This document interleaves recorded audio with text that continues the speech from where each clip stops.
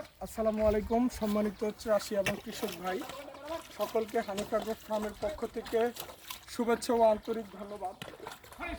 তো আজকে আমার ভিডিও যারা দেখতেছেন, তো দেখেন এই 90 দশকের দিকে এভাবে হাল চাষ করা হতো গরু, মহিষ, ঘোড়া ইত্যাদি দিয়ে।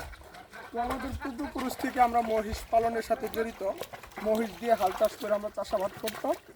আমি দেখেছি, আমার বাবার কাছ থেকে দেখেছি এবং শুনেছি যে আমাদের যে পূর্বপুরুষ ছিল, দাদার বাবা এবং তার দাদা, প্রত্যেকের গোয়ালে নাকি গরু মহিষ থাকতো। সেই সূত্রে আমাদের গরু মহিষ দুটোটাই আছে আল্লাহর রহমতে, আপনাদের দোয়াতে।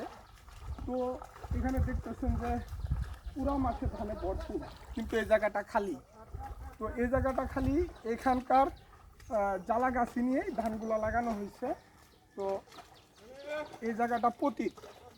এখন আপনারা বলতে পারেন যে আধুনিক যুগে এসে আপনারা এই যে 90 দশকের দিকে যে গরু মহিষ দিয়ে হাল চাষ করা হতো, এখনও আপনারা সেই প্রথা প্রচলন মানে সেইভাবে হাল চাষ করতেছেন। আসলে মূলত আমাদের আধুনিক যন্ত্রপাতিও আছে, পাওয়ার টিলার আছে, কিন্তু পাওয়ার টিলার থাকলে তো হবে না, মানে জমিতে আনার রাস্তা থাকতে হবে।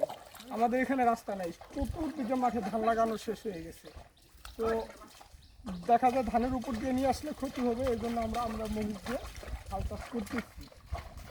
তো যারা গ্রামে বসবাস করে এবং যারা কৃষিকাজের সাথে জড়িত, এই প্রাণীগুলো আমাদেরকে বিভিন্ন কাজে কিন্তু সাহায্য সহযোগিতা করে থাকে।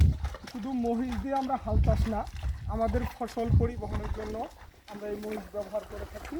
তো আমিও কিছুক্ষণ সময় হাল চাষ করলাম। কিন্তু আমাদের সাথে আছে আমাদের আবুল ভাই, উনি অনেক সুন্দর হাল চাষ করে। আর আপনার কাছে এই যে দুটা মহিষ, যে এই দুইটা মহিষ আপনি পরিচালনা কিভাবে করবেন, নিয়ন্ত্রণ কীভাবে করবেন, সেটা কিন্তু আপনার বিষয়। তো ইচ্ছা করলেও কেউ মানে চাইলেও হাল চাষ করতে পারবেন না যদি পূর্বের অভিজ্ঞতা না থাকে। তো আমরা যারা গ্রামে বসবাস করি প্রায় এই দৃশ্য দেখে থাকি। এখন বর্তমানে অনেকটা উঠে গেছে, তারপরে আমাদের এলাকায় প্রচলন আছে, প্রচলিত আছে।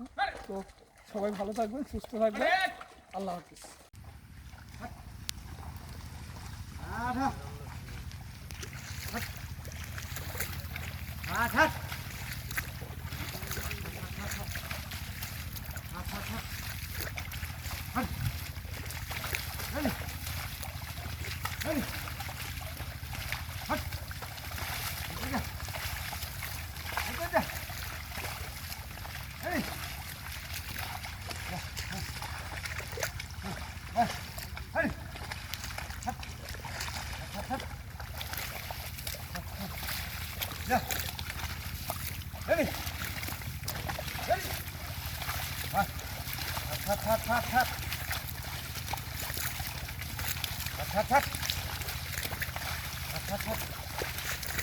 Hut, hut.